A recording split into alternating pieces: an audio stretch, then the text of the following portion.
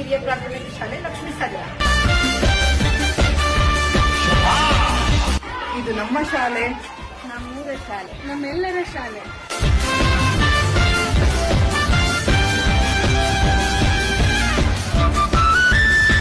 ವಿಷಯ ಶಾಲಾ ವಾರ್ಷಿಕೋತ್ಸವದ ಕಾರ್ಯಕ್ರಮದ ಬಗ್ಗೆ.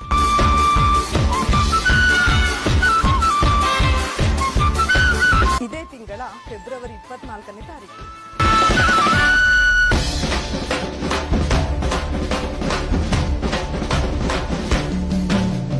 ಲಕ್ಷ್ಮೀ ಸಾಗರದ ಮುಖ್ಯ ವೃತ್ತದಲ್ಲಿ ಸಂಜೆ 6 ಗಂಟೆಗೆ.